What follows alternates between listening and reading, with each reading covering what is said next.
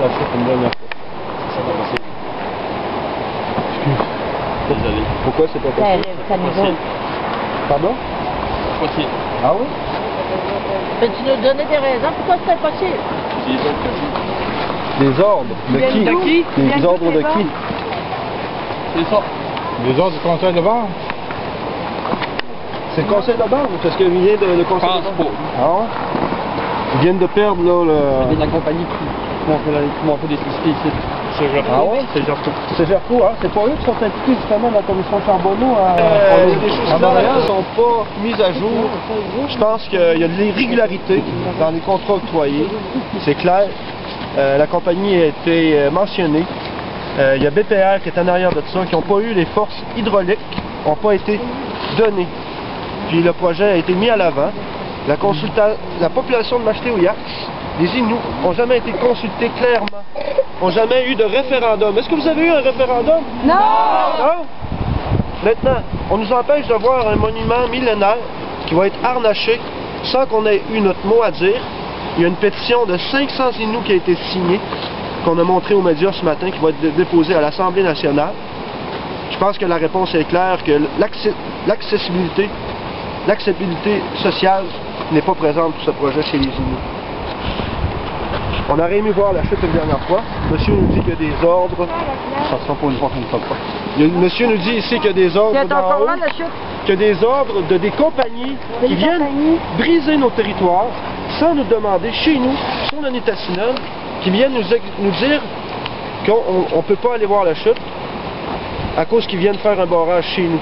Vous êtes propriétaire à 45 %. Puis on est propriétaire à 45 % ici, les Inuits. Ça veut dire qu'on peut y aller à 45 % non?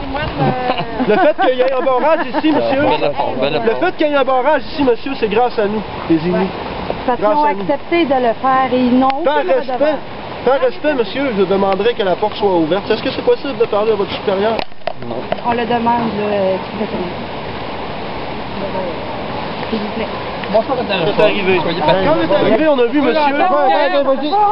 On a vu monsieur qui est arrivé à la course, il est venu barrer le cadenas. La porte. Il n'était pas barré avant qu'on arrive. Pourtant, le projet, c'est nous, les Inuits.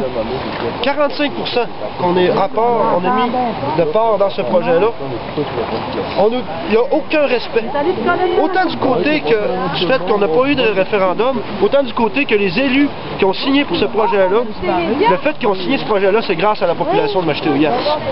Je trouve que c'est aucun respect de venir nous barrer la porte alors qu'elle était débarrée avant. Vous nous dites que vous avez appelé la sûreté. Non, lui a appelé ça. Pour quelle raison? Ah, mais les responsables m'avaient demandé les responsables. Oui.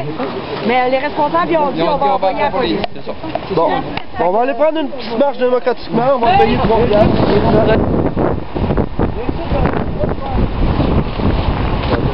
Pas trop dans photo.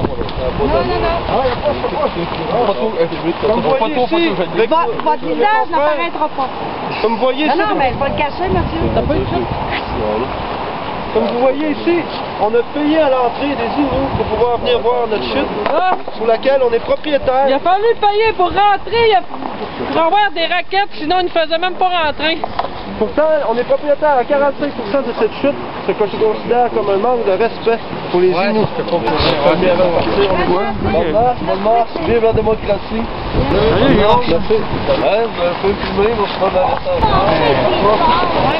Comment tu dis ça? La glace est cassée puis ça va loin. Oui, la glace est cassée et la rivière coule.